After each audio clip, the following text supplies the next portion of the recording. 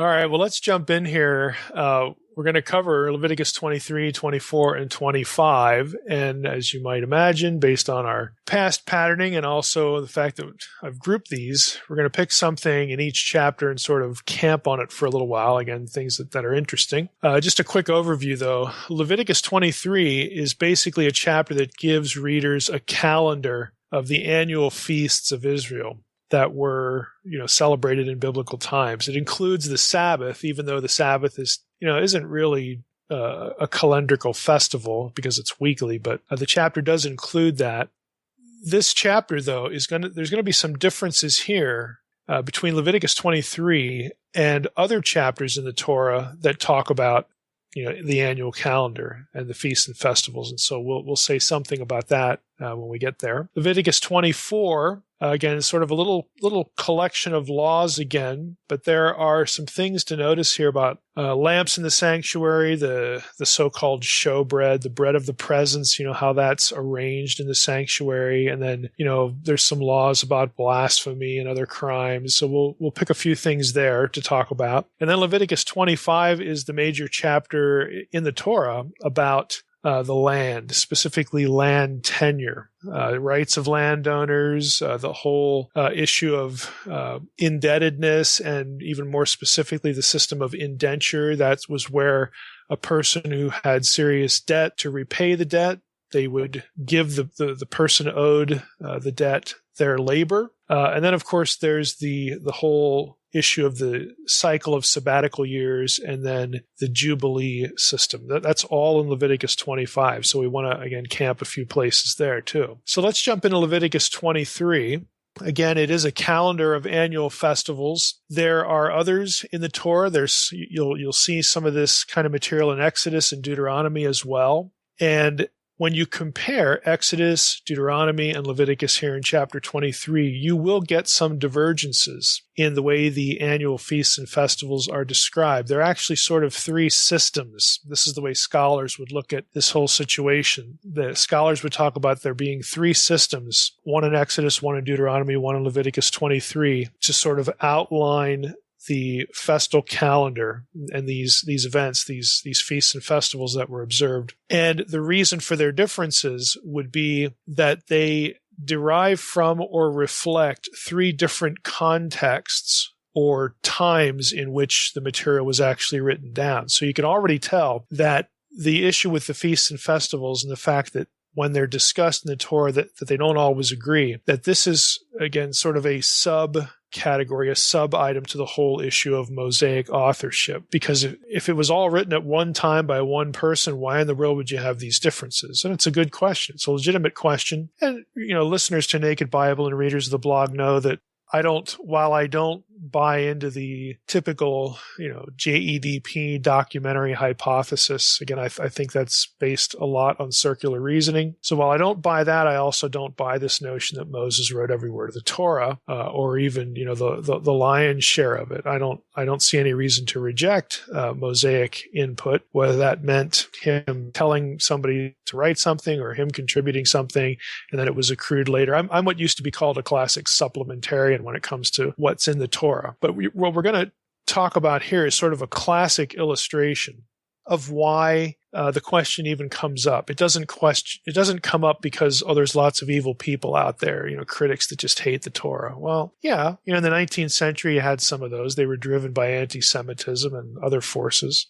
But there are actually things in the text that create the question. So in Exodus 23, for instance, verses 12 through 19, that passage talks about the Sabbath, the three pilgrimage festivals, namely the Feast of Unleavened Bread, Feast of the Harvest, or the Spring, and the Feast of Ingathering. It's very straightforward. Deuteronomy 16, first 17 verses in that chapter talk about Passover. So, not the Sabbath.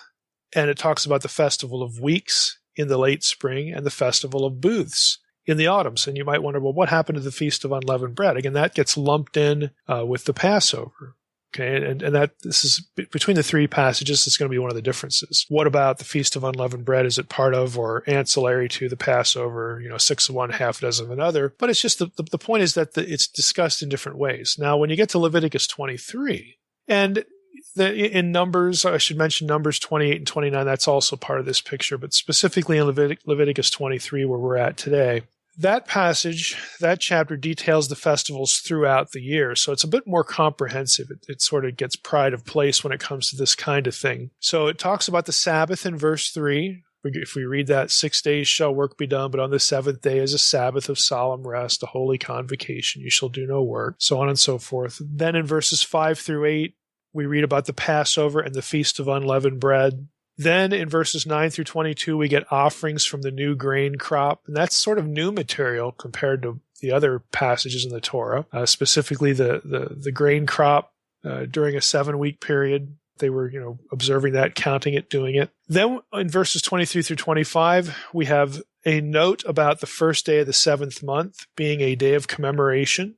That's when they blew the shofar. Again, that's not in the other ones, the other passages. And then following that, verses 26 through 32, we get the 10th day of the 7th month, which is the Day of Atonement. And then finally, verses 33 to 36 and on to the end, we get the Festival of Booths, which we're told began on the 15th day of the 7th month. So again, it's a little more comprehensive. Now, I don't want to get bogged down into sources and all this kind of stuff. When was this and that written?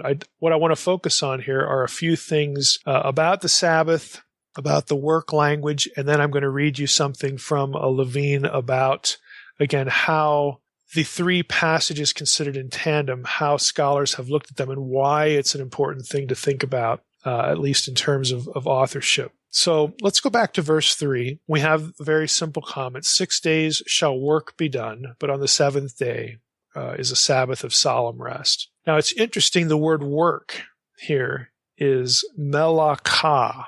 Now that derives from the same root that the word malach, angel or messenger, comes from. And both of them in turn have a verbal root, la'ach, which means to send or dispatch. And that makes sense because a malach is a messenger. Okay. Now you might think, well, what is there a relationship here? We have la'ach, the verb to send. We have malach, the noun, the sent one, the messenger. And what about melakah, translated as work? What does that mean? Well, the way scholars look at the relationship between these three terms that again share, these consonant roots, the lamed, the aleph, and the kaf, is basically that melakah here in this passage on the Sabbath refers to assigned tasks, things that you were sent by your master, by your employer, if using today's language, things that you're sent out to do. These are things that are assigned by someone else for you to do. And again, that's if we go back to malach, that's what a messenger does. A messenger is a subordinate position and does what they're told to do. So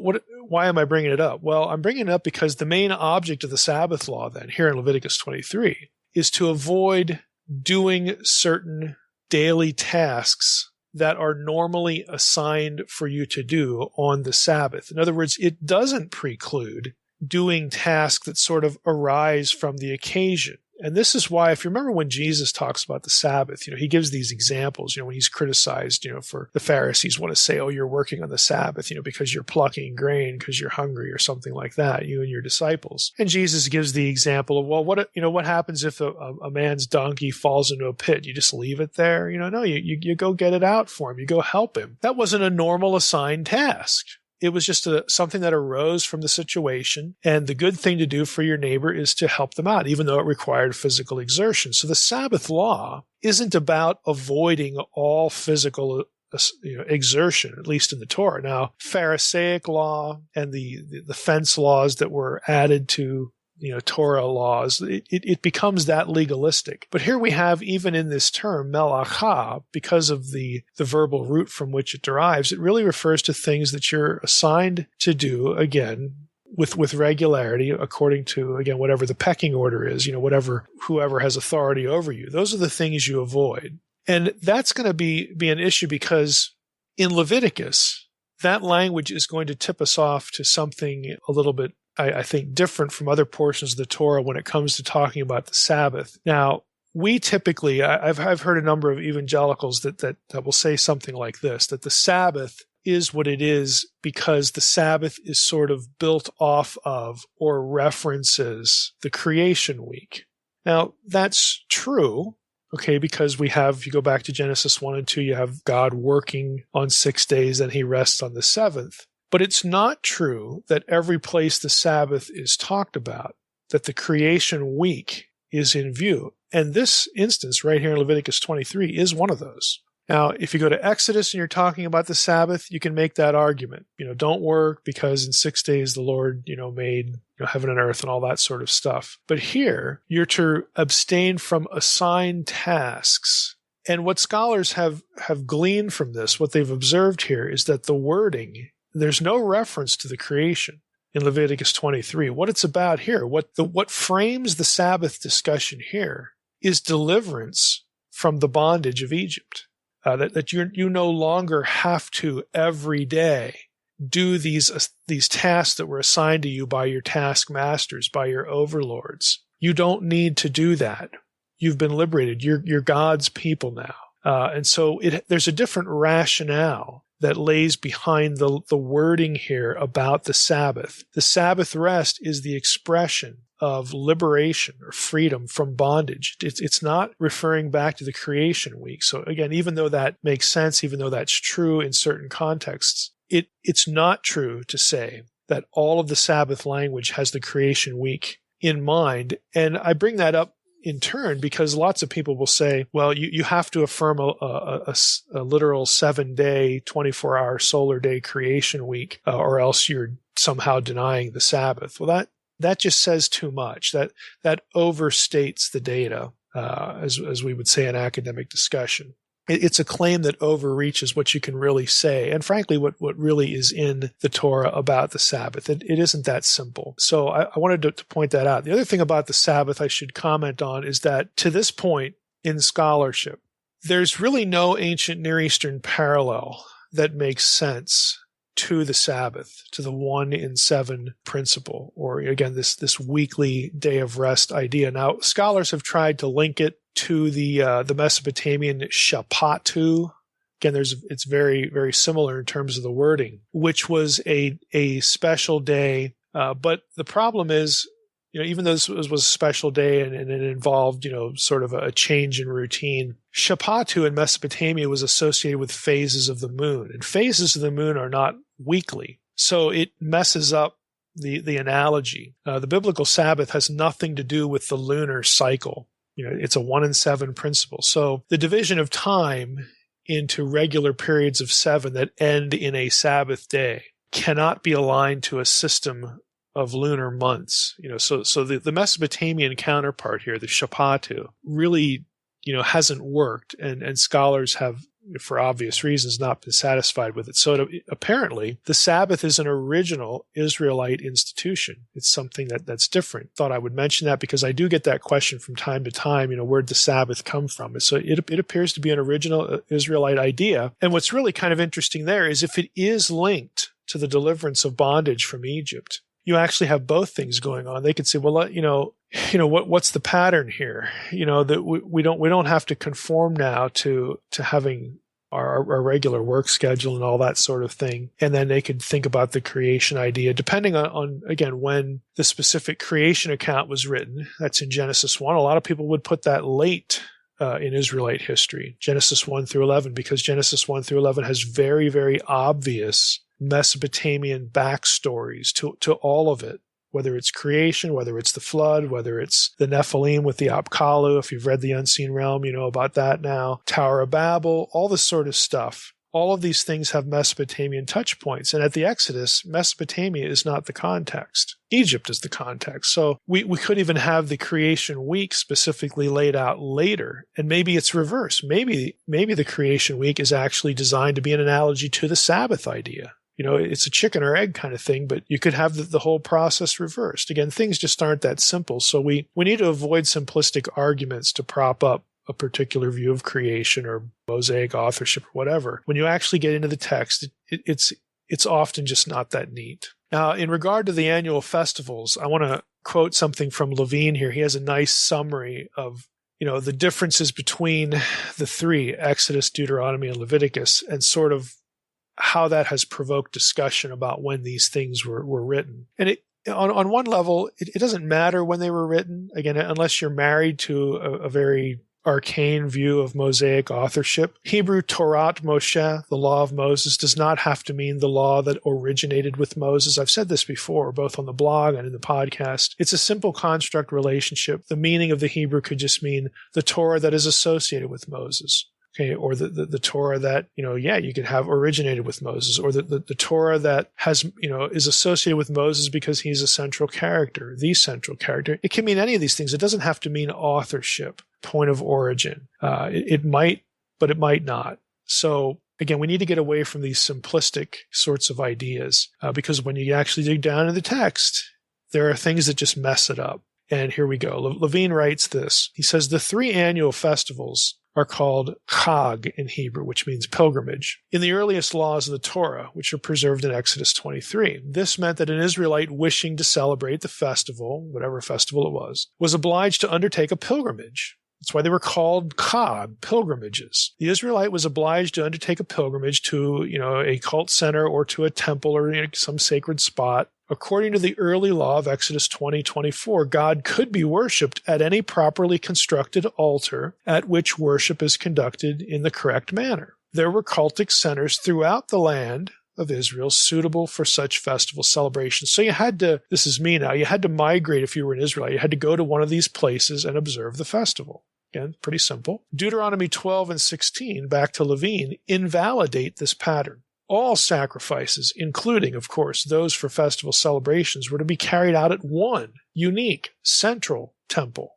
in both of those passages, Deuteronomy 12, Deuteronomy 16. In practical terms, this meant that the duty of pilgrimage could no longer be fulfilled at local or regional shrines or cult centers, but exclusively at the central temple. This restriction altered the character of the annual festivals in basic ways, affecting their scheduling, their duration, and the manner in which they were observed. The most thorny problem created by Deuteronomy's restriction of sacrificial worship to one central temple concerned the Passover offering and the Matzot festival, the unleavened bread festival. The Passover sacrifice could no longer be offered near one's home. If you remember back in Exodus, you could do it in your house. Not only rescheduling, but restructuring the entire celebration was called for. Israelites would have to arrive at the religious capital before the eve of the Matzot festival and then remain there, in most cases until the 7th day of the festival when the pilgrimage was celebrated. They might not have time to get home and back in a period of 6 or 7 days. It was therefore ordained in Deuteronomy 6:1-8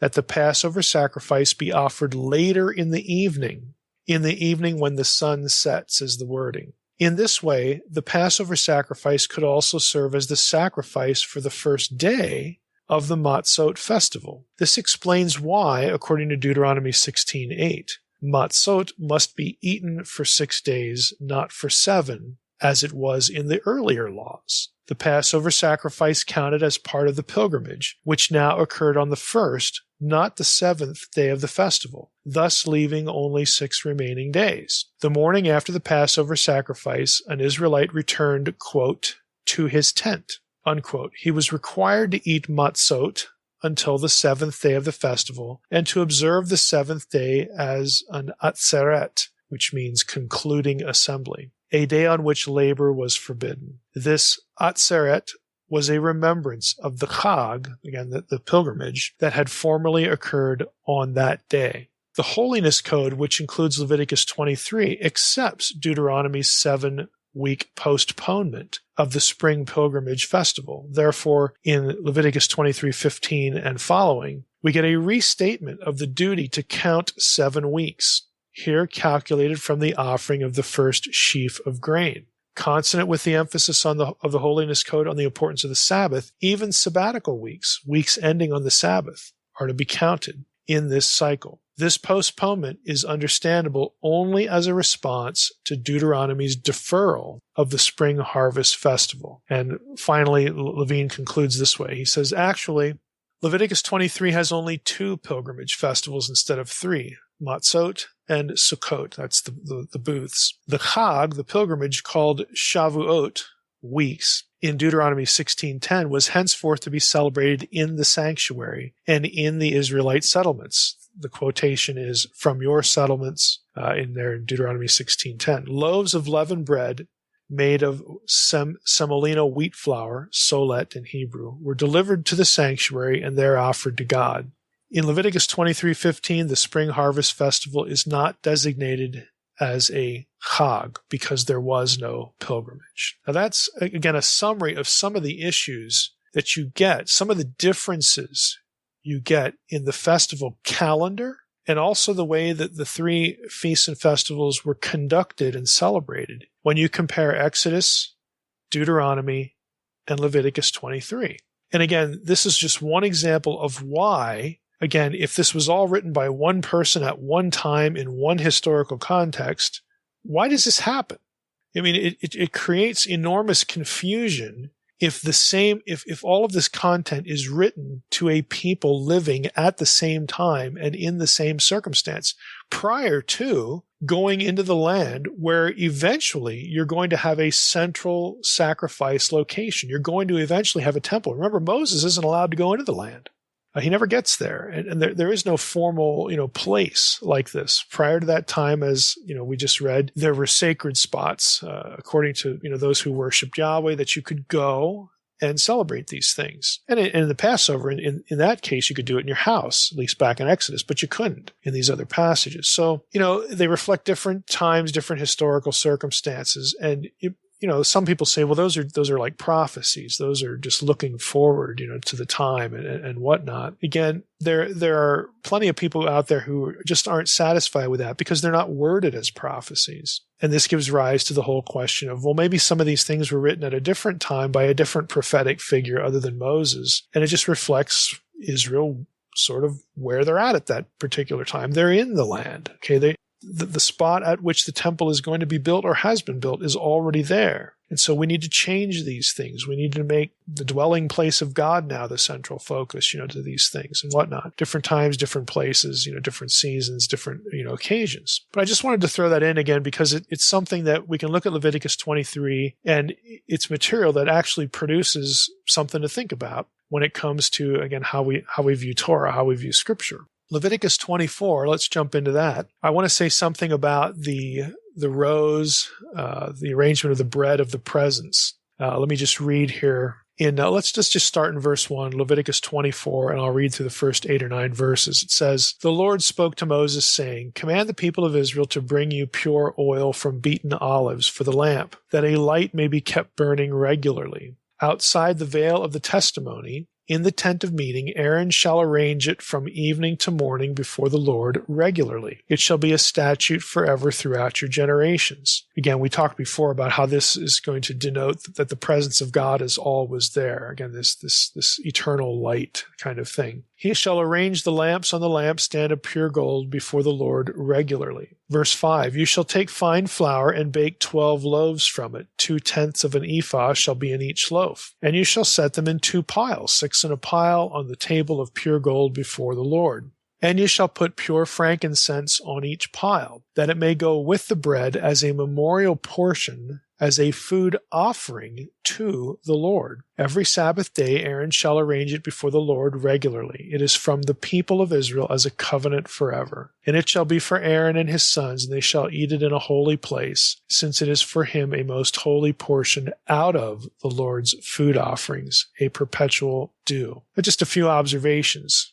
Now, again, when it comes to the description of actually eating, we just read that this is for Aaron and his sons. They shall eat it in a holy place. But yet, again, you've got, this thing about the Lord's food offerings, a holy portion of the Lord's food offerings. The food offerings are, of course, discussed much earlier in Leviticus. Here you have, again, bread that is part of what the priests are going to be allowed to eat. The frankincense that was mentioned was something that would have been burned when the priest removed the bread each Sabbath, when it's time to dispose of the rest of it. The loaves, of course, are a presentation to God. Again, we have frankincense, we've got loaves, we've got it positioned right where God is. The bread was supposed, in one sense, viewed by God. So, you put it right there, quote, before the Lord so God can see it. And by that means, the assumption is, and again, if nothing bizarre happens, the assumption is correct, that God accepts the bread offering here, the bread is an offering. Subsequently, the loaves get a portion of the priest. And the whole picture here is that it kind of mimes what happened in earlier sacrifices that were blood sacrifices, because the frankincense gets burned near the loaves of bread, and so God is, and it's right in front of God, right before the Lord, where the divine presence is, and so God is sort of pictured as when the incense is being burned and going up. The picture is that God is sort of smelling the aroma of the frankincense, and that sort of becomes an offering by fire, even though the bread isn't consumed. But the bread is going to go, to Aaron the priest and whatnot. So again, there's a sort of a rationale that goes with it, the way things are arranged, the eternal light and all that sort of stuff. It's consistent with earlier sacrifices. Again, the picture of God inside his house, enjoying, again, in this case, a bread offering, the bread of the presence. I want to read something else here about we have the logic here. The rest of Leviticus 24, again, as I alluded to earlier, is an assortment of laws. And some of these are about blasphemy, cursing. And there's an issue of the severity of the penalties. Some of these merit the death penalty and whatnot. So I want to get into that a little bit. But as part of this, I want to read you, we'll go with Leviticus 24. We'll go to verse 10. We might as well just jump in where we left off here. We have here, so you go from the bread of the presence, and now we get, again, it's just some laws, which seem really, it's kind of an odd place to put a few laws, but I think we'll see the connection here in a moment. Now, an Israelite woman's son, whose father was an Egyptian, went out among the people of Israel, and the Israelite woman's son and a man of Israel fought in the camp. And the Israelite woman's son blasphemed the name and cursed.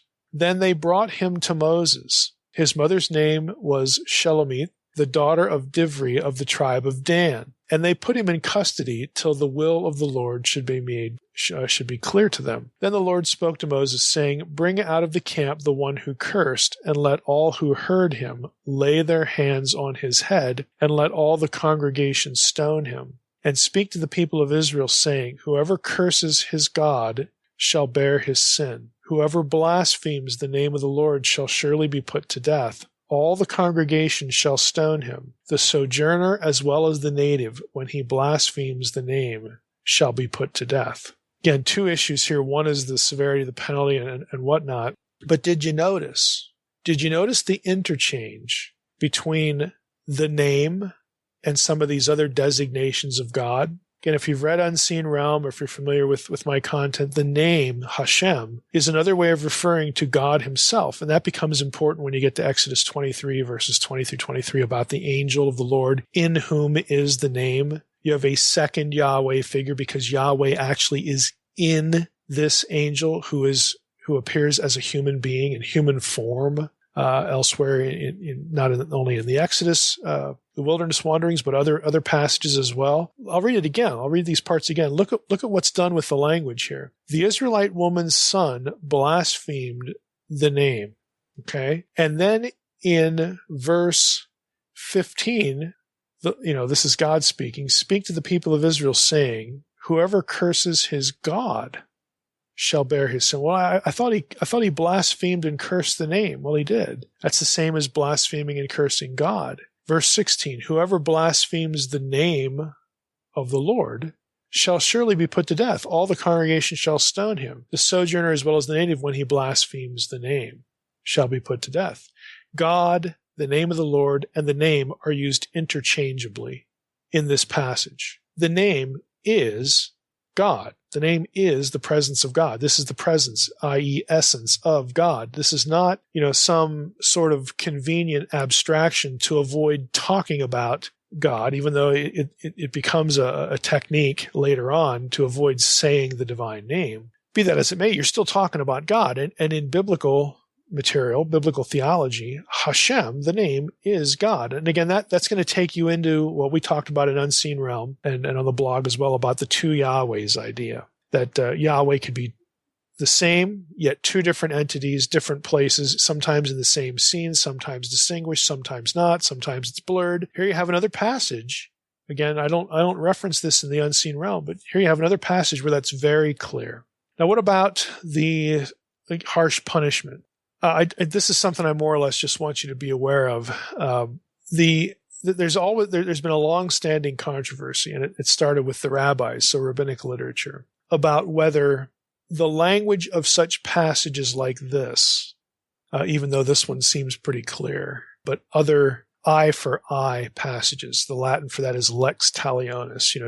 Your punishment is commensurate with the crime. It matches the crime. This eye for eye, tooth for tooth, kind of thing that you read about elsewhere in the Torah. The debate is that many rabbis thought, and of course still think, that the original intent of the Torah was not to carry the literalism of a death penalty offense like this to extremes. In other words, when you let's say that, again, taking some of the eye for eye language, when you injured someone, a fellow Israelite, and they lost an eye, many rabbis taught, well, the punishment for that wasn't to lose your own eye, but you had to give compensation in some way. In other words, the rabbis would say the point of most of these laws, not all of them, but the point of most of these laws was not to inflict the same injury on the offender, but to allow and substitute some form of compensation. Now, murder is an obvious exception. You have passages like Numbers 35:31. It says, "Moreover, you shall accept no ransom for the life of a murderer who is guilty of death. He shall be put to death." In other words, there's no substitute to happen here. You can't ransom. You can't, the Hebrew might be better to render as redeem. You can't buy him out of this situation. You can't offer anything in terms of a ransom or a substitute for this person. He will lose his life because he committed a willful act of homicide. So murder, again, is a very clear exception to this. But there are other things that make you wonder. For instance, let's read Leviticus 24:17 through 22. Okay, this is right after, the blasphemer being put to death. We read this: "Whoever takes a human life shall surely be put to death." It's very consistent with Numbers 35. "Whoever takes an animal's life shall make it good, life for life. If anyone injures his neighbor, as he has done, it shall be done to him. Fracture for fracture, eye for eye, tooth for tooth, whatever injury he has given a person shall be given to him. Whoever kills an animal shall make it good. Whoever kills a person shall be put to death." Okay, the phrase "make it good" and "put to death" are two different phrases in Hebrew. So people have seized upon that and all the way back to the rabbis and said, well, no, wait a minute. If we have an animal life, and that, does it really mean that whoever takes an animal's life then loses their own life? Are animals and humans on the same level here? It says whoever kills an animal in verse 21 shall, quote, "make it good," and whoever kills a person shall be put to death. So obviously that verse 21, sort of makes us think about the wording of the previous three verses. Maybe it's not this match for match kind of thing, because it doesn't end with an exact match for the crime committed. Maybe "make it good" should apply to all of these things, except where the Old Testament clearly demands an exception, like in the case of murder, verse 17 and back to Numbers 35:31. And so this became a huge debate. In the Talmud, you'll read, look, if you look at this language here, and again, they would say it doesn't make sense, and the Torah does not require, because of the difference in wording, "make it good" versus "put to death." In verse 21, it doesn't make any sense to have a matching eye for eye, tooth for tooth penalty in a number of these laws. Compensation, you make up for the loss. You make it good in some way. That is the point of the Torah. And so because of the language here in Leviticus 24, that, again, has a ripple effect elsewhere in the Torah when you get this sort of language. And so many rabbis argue that the Torah doesn't really intend this literal corresponding mutilation, or maybe even always loss of life. Premeditated murder might be an exception, but what about other cases?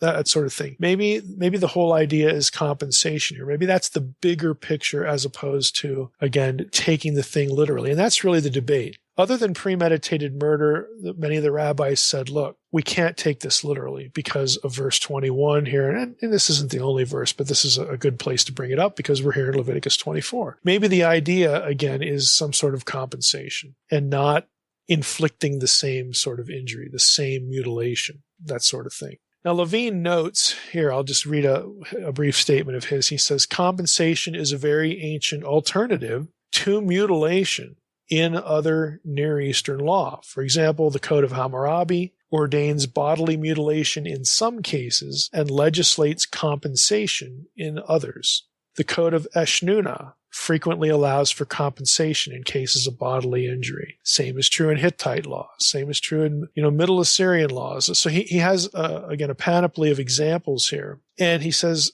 oftentimes the criterion for what you do, mutilation versus compensation, is social status. Injuries inflicted on slaves seldom require retaliatory punishment because they're lesser in social class. Doesn't mean they're not. It doesn't mean we look at these passages and say, oh, well, not every person is a human being. Let's talk about abortion now. I mean, that's a misapplication of this sort of language. They're not thinking from a scientific worldview. Is this a human person or not? Or all this kind of stuff that we talk about today. It's strictly social status. And we can look at that and sort of find that repugnant. Okay, that's their culture. It is what it is what it was. But Levine's point is that, you see this operating in other law codes, and maybe this is what's going on in the Torah as well, at least in certain circumstances. So he adds a form of stratification also figures in biblical law. Exodus 21, 26 through 27 is his example. I'll read that. It says, when a man strikes the eye of his slave, male or female, and destroys it, he shall let the slave go free because of his eye. If he knocks out the tooth of his slave, male or female, he shall let the slave go free because of his tooth. So there's some compensation. The person who did this doesn't have their eye plucked out, doesn't have their tooth knocked out. Again, it's not a mutilation for mutilation scenario. The penalty incurred by the inflictor was he had to let his slave go. It was a form of compensation. So again, I just want to give you a flavor for, we do have language in the Torah that, again, raises this question. And it naturally raises another question in turn. Well, how did they know and how do we know? How do we know how to interpret what's going on here? How did they make these decisions? About the safest thing you could say is that, the reality is that the Old Testament punishment system really did both. It recognizes both courses of action. There is death penalty and a life for life. There may be, mutilation for mutilation in some passage, but it also recognizes compensation instead. It's not strict in that regard. It employs both kinds of punishment selectively. And it's a case-by-case basis. It's therefore reasonable, again, to think that maybe something like intentionality factored into this. In other words, let's take a case where one Israelite deliberately maimed another Israelite, deliberately took something maybe and poked out an eye or something, in anger, in a fight or something. Well, if deliberate intent was discerned, chances are, and the Torah would allow them to return the mutilation.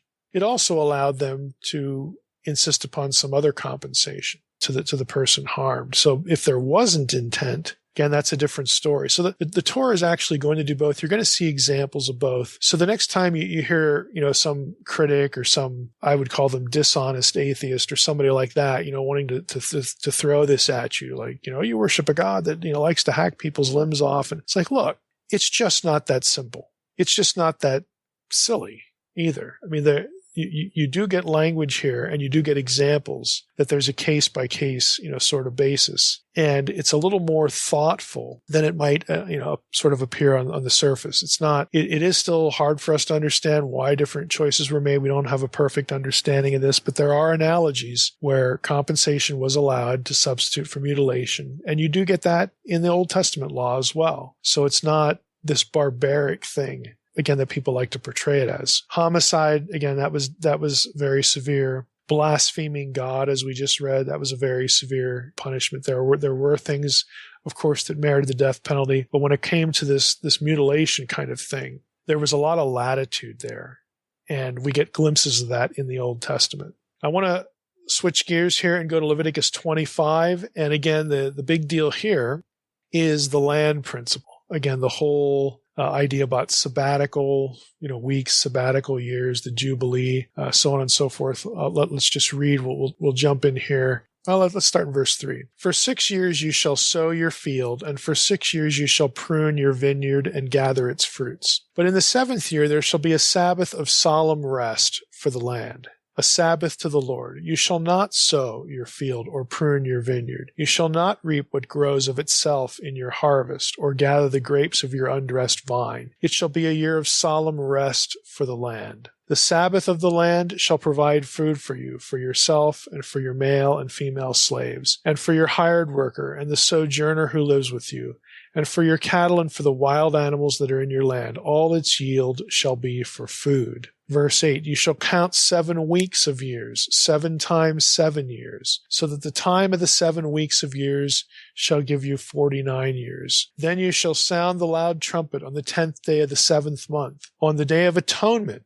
Hold that phrase. The Day of Atonement is connected to the Jubilee idea here. On the Day of Atonement, you shall sound the trumpet throughout all your land, and you shall consecrate the 50th year and proclaim liberty throughout the land to all its inhabitants. It shall be a Jubilee for you, when each of you shall return to his property, and each of you shall return to his clan. The 50th year shall be a Jubilee for you. In it you shall neither sow nor reap what grows of itself, nor gather the grapes from the undressed vines, for it is a Jubilee. It shall be holy to you. You may eat the produce of the field. In this year of Jubilee each of you shall return to his property. If you make a sale to your neighbor or buy from your neighbor, you shall not wrong one another. You shall pay your neighbor according to the number of years after the Jubilee, and he shall sell to you according to the number of years for crops, so on and so forth. Now, you say, well, what's the point with all this? Well, the key principle is sort of summarized later on in verses 23 and 24, where we read, the land shall not be sold in perpetuity. The land shall not be sold in perpetuity, for the land is mine, says the Lord. This is the Lord speaking. For you are strangers and sojourners with me, and in all the country you possess, you shall allow a redemption of the land. The idea is that Canaan belonged to God, and he had granted it. He had, rented it. He had leased it to the Israelites, as Hebrew term is an achuzah, which means and is translated elsewhere as something like tenured land or a land holding. The Israelites could not think of the land as sort of just inherently belonging to them. It inherently belonged to God. It was not theirs to do whatever they wanted to do to it. Okay, it could not be permanently, sold or permanently, given up. Israelite landowners, when they had something happen and they had to sell their land, okay, maybe they owed a lot of money, or they had to, do something with it to pay off a debt or whatever. No matter what they had to do, they retained the right to redeem that property because God had given it to them. We have the tribal allotments, and then within the tribal allotments, you're going to have the exchange of land and whatnot. What this system is basically a system of reset. After so many years, things get restored to the original owner. People can go live in their original home, if they've been alienated for some reason. Maybe they had to indenture themselves or something like that. Land had to go back to the original owner. It was sort of a reset button. And the whole idea behind it was these relationships you create when it comes to the land, whether it's buying or selling or indenturing or mortgaging or lending or leasing, all of those are secondary because the real owner of the land is God. And God is letting you lease it. He's letting you live here. Now, Levine says this, land tenure is at the heart of the chapter, which does not provide for a moratorium on debts every 7th year, as does the law of Deuteronomy 15, nor does it require the release of indentured servants every 7th year, as Deuteronomy 15 and Exodus 21 do. So we need to factor them in. Both of those chapters are primarily concerned with the alleviation of poverty. So Leviticus 25 is about teaching the idea of who owns the land. Part of that system gets applied in different ways, Deuteronomy 15, Exodus 21, with how God, who is the ultimate landowner, wants the land used to care for the poor, wants the land used to alleviate, situations of indentured servitude and whatnot. So all of these chapters together, they're not contradictory. They have to be taken together because there are different situations to which the idea of God's ultimate ownership is applied. God is the one telling you, okay, since I'm letting you live here, and we're describing that here in Leviticus 25, okay, over here in these other passages, here's something else I want you to do with my land. This is how I want it handled. And so, again, we have to factor this into the, into the system. And if you think about it, back in these days, most people made their living, their livelihood was linked to land. This is an agrarian culture. It's an agrarian society. Whether you were in debt or out of debt, whether you were poor or wealthy, ultimately, in 99.9% of the cases, depended on whether you held land or not, whether you could, live off that land or not.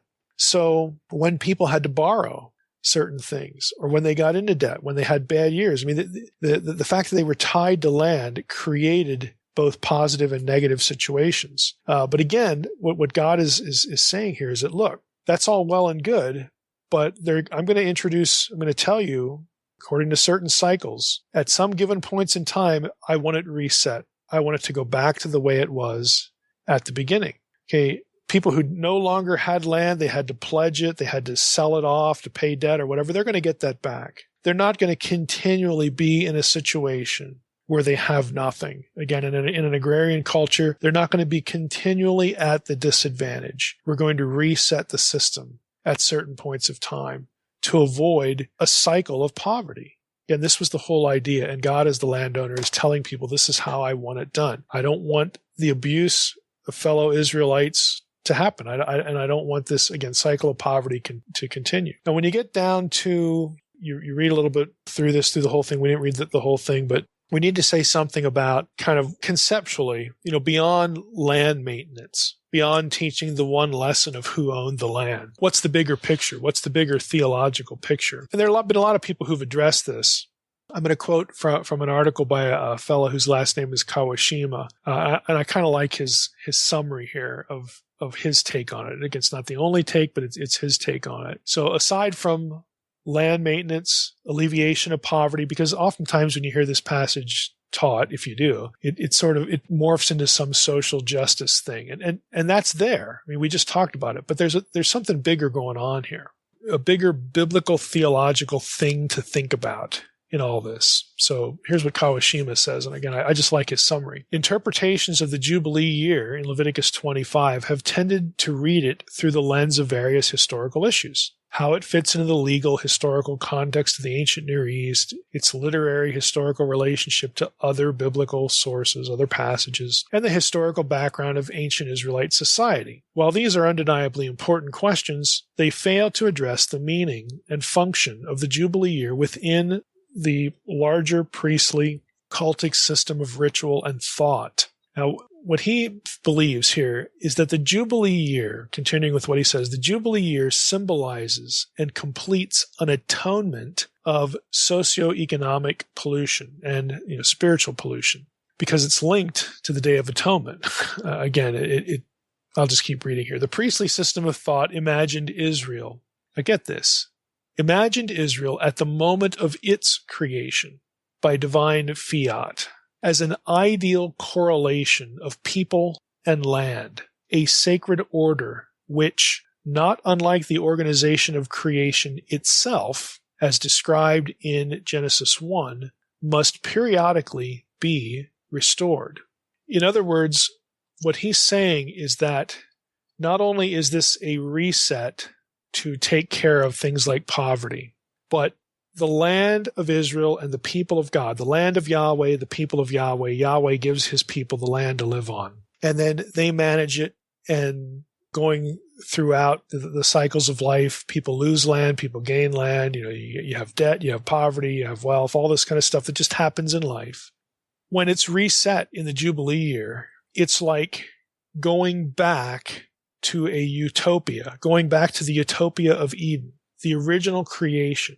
And what was the original creation? What was Eden? Okay, again, not all the earth is Eden, we know that, but what was that perfected thing back in Genesis 1, this place we call Eden? It was the abode of God. Well, isn't that what Canaan is? Okay, Canaan is where Yahweh dwells. This is his land. So when we reset it, in, again, a very perfect, very utopian sort of idea. Now everybody has land. Nobody's poor. The land, is mine, and I want it distributed. It goes back to its original owner. People can go back to their original homestead and make a living and kickstart over and all that kind of stuff. We reset everything to go back to this harmonious idea of God's people, Yahweh's people, living with him in his living space, in his abode, in his land. It's a mirror of Eden. It's an Edenic reset.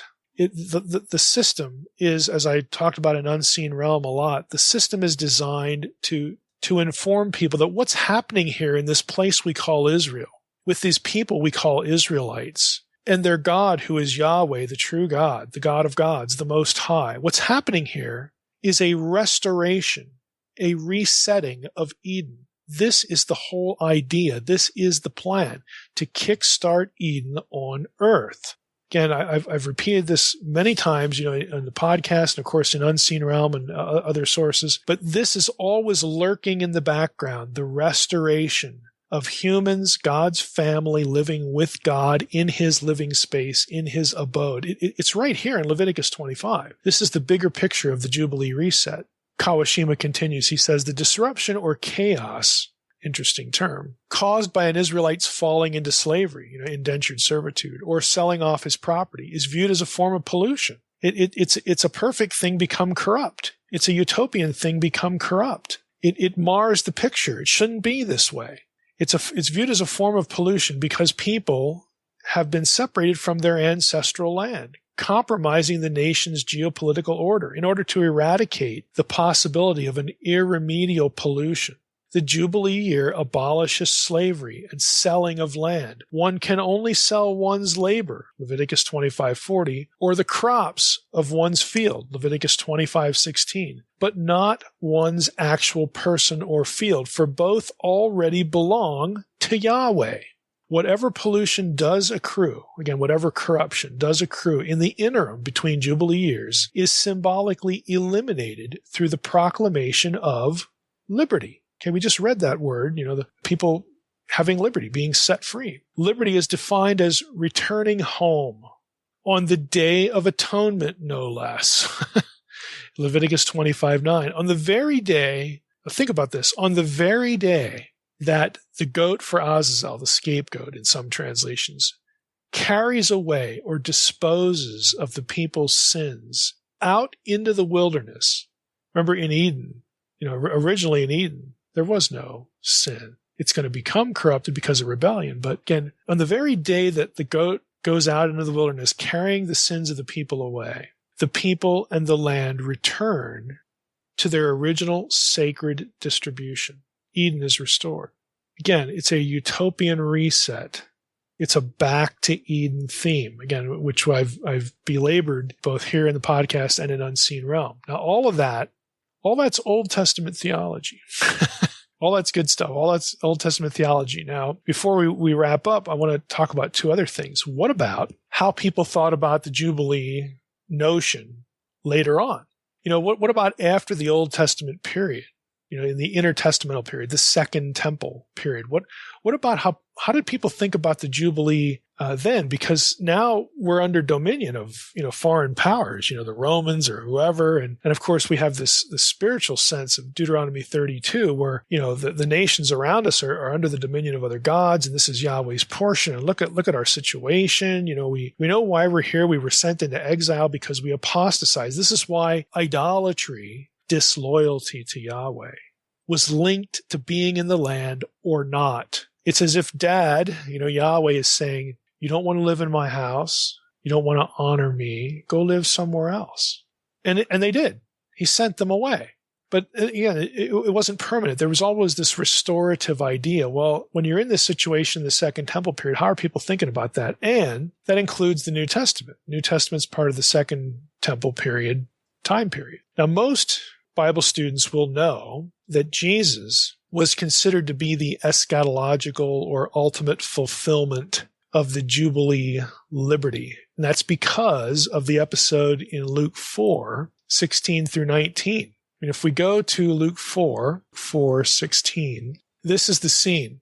Okay, Jesus goes into the synagogue at Nazareth. And in verse 17, it says, the scroll of the prophet Isaiah was given to him. He goes into the synagogue on the Sabbath day. You know, he's there to read. Scroll of the prophet Isaiah was given to him. He unrolled the scroll and found the place. So he finds it deliberately. Okay, he finds the place where it was written. Quote, this is verse 18 in Luke 4. The Spirit of the Lord is upon me, because he has anointed me to proclaim good news to the poor. He has sent me to proclaim liberty to the captives and recovering of sight to the blind, to set at liberty those who are oppressed, to proclaim the year of the Lord's favor.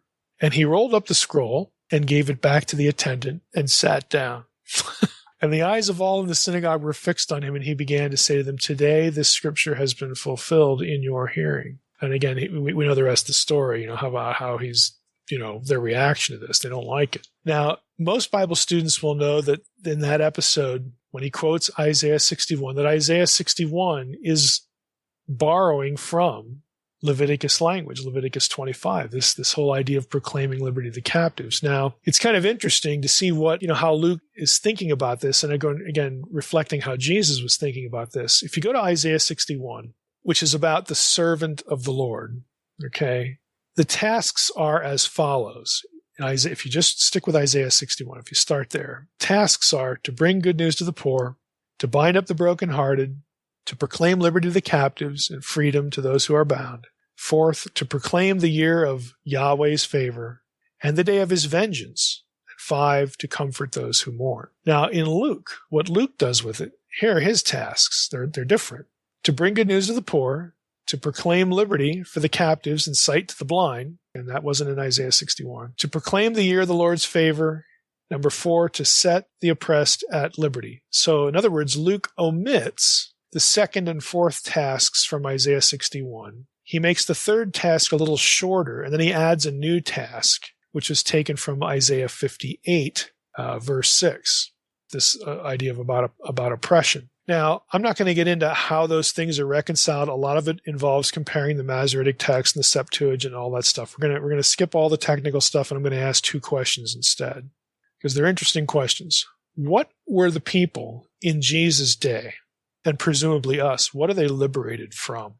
And second, what about skipping the day of the Lord language, okay, the judgment language from Isaiah 61? Why did Jesus do that? Back to the first question, what are they liberated from? Now, most people would assume it's sin. It's their sins, okay? That's true.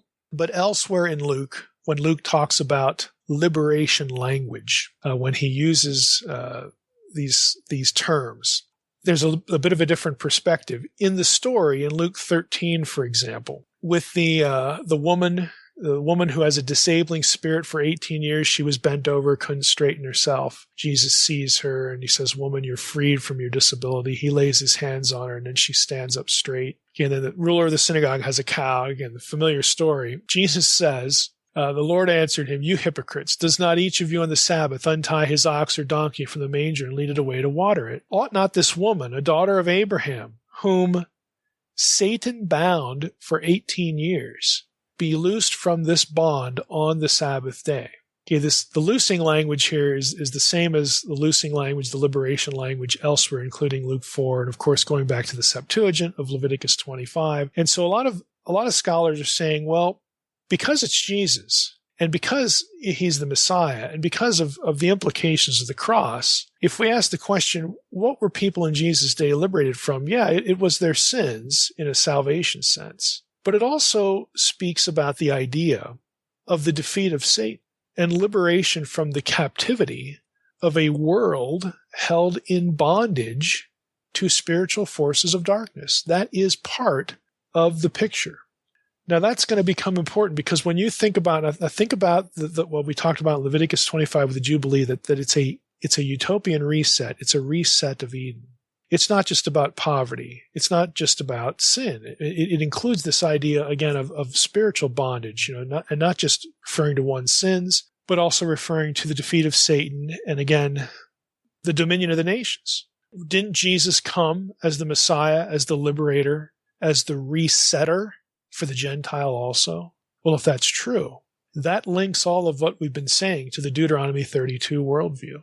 The reclamation, the reclaiming of the nations, and the defeat of the spiritual powers who are in dominion over them.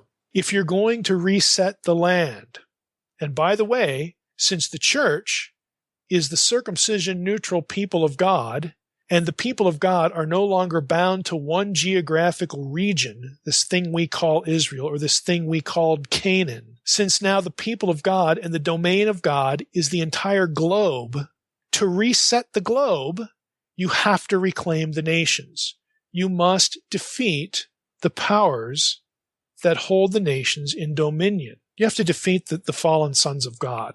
And this is part of the picture of a Levitical, a Jubilee reset associated with the Messiah. It's a whole lot bigger than, again, some of these other things we've been talking about. Now, the second thing, what about the judgment language? Because isn't this reclaiming of the nations idea, isn't the ultimate reset, the global reset, where the land of Yahweh is the world, and the people of Yahweh are all believers, Jew or Gentile, extracted from the nations held captive? Isn't that something that's going to happen at the end of the eschaton, with the day of the Lord, and then the second coming, and all this stuff? Yes. The answer to that is yes. But Jesus skips that part, the ultimate eschaton, the day of the Lord language. He skips that part when he quotes Isaiah 61. Because he knows how this is going to play out. He knows that what he's doing now, what he will do on the cross, okay, is the inauguration of all of that. It's not the consummation of the kingdom. It's not the ultimate reset back to Eden, but it begins it. It's the inauguration of all of this.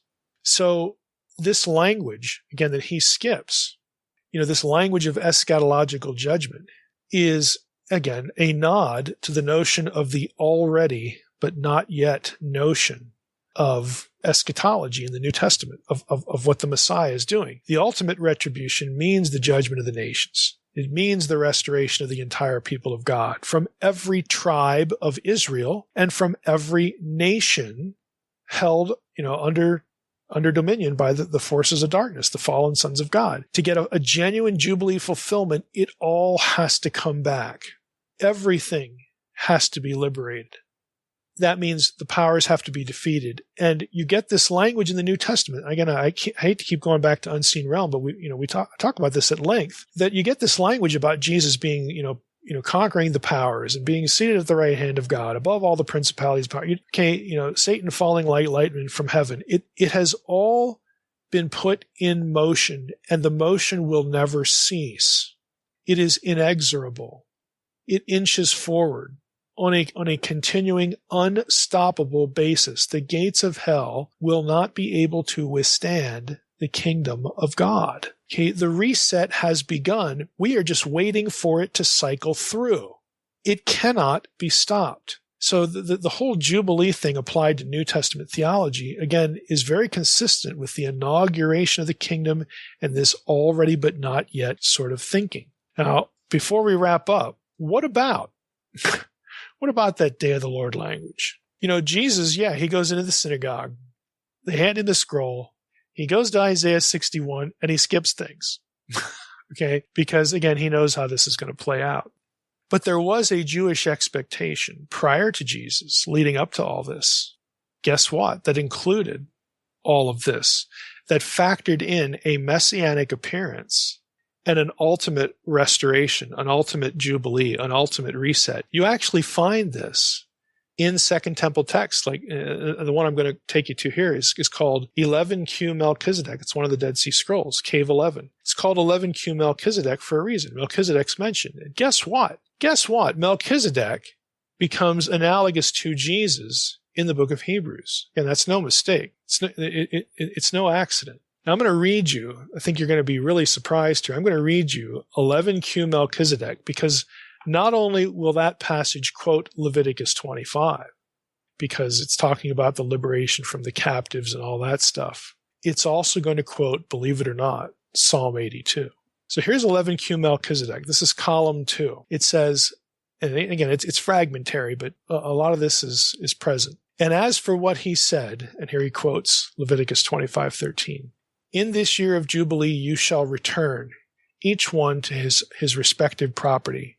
Concerning it, he said, now he quotes from Deuteronomy 15, which we alluded to a few minutes earlier, this is the manner of release. Every creditor shall release what he lent to his neighbor. He shall not coerce his neighbor or his brother, for it has been proclaimed a release for God. Here's its interpretation. That's actually in the line. Its interpretation. Pishro. Here's what they thought it meant. Line 4. For the last days refers to the captives who, and then there's a gap in the text, and whose teachers who have been hidden and kept secret, and from the inheritance of Melchizedek. And they are the inheritance of Melchizedek, who will make them return, and liberty will be proclaimed to them, to free them from the debt of all their iniquities. And this will happen in the first week of the Jubilee, which follows the 9 Jubilees. And the Day of Atonement is the 10th Jubilee. Again, it's the cycle of 490 years. This should be familiar. For those who know Daniel 9, again, they're thinking about this stuff. Line 8. This is the 10th Jubilee, in which atonement shall be made for all the sons of light and for the men of the lot of Melchizedek, according to all their works. For it is the time for the year of grace of Melchizedek and of his armies, the nation of the holy ones of God, of the rule of judgment, as it is written about him in the songs of David. And here he quotes Psalm 82. Elohim will stand in the assembly of God. In the midst of the gods, he judges. Now, did you catch what they just did in that text? They linked the Jubilee cycle prophetically to be associated with a coming Messiah, a coming liberator figure, who in some way is linked to Melchizedek, who is also the Elohim who judges the other Elohim in Psalm 82. That is a pre-Christian Jewish text among the Dead Sea Scrolls. Now, they are tracking on a lot of the ideas, again, that I've talked about in Unseen Realm, but it shows you that when Jesus comes along and you get certain New Testament writers that link these ideas too, okay, their audience is going to be able to process what is being said. They're going to be able to look at Jesus and identify what the truth claims are. This guy, and Jesus says, he quotes a thing, he puts the scroll away and sits down and says, this day, all of this has been fulfilled in your hearing. In other words, when he says that, he's basically saying, I'm the Jubilee liberator. And in your tradition, you know what that means. So later on, when the writer of Hebrews, writing to, guess what? Hebrews links Jesus to Melchizedek. It brings with it all these ideas. All these ideas are attached to these sorts of things. And so they had this notion that the Messiah was going to do these things, and the appearance of the Messiah would have to have something to do with the judging of the gods over the nations in Psalm 82. And the liberation, we're going to go back to our ancestral homes. It's going to be a reset. It's a back to Eden kind of thing. It's a restoration of the kingdom. Okay, all of those ideas are floating around in every reasonably educated Jew's head. And so that when Jesus says certain things, the New Testament writers write things, they can process the material. They are connecting the dots in their head.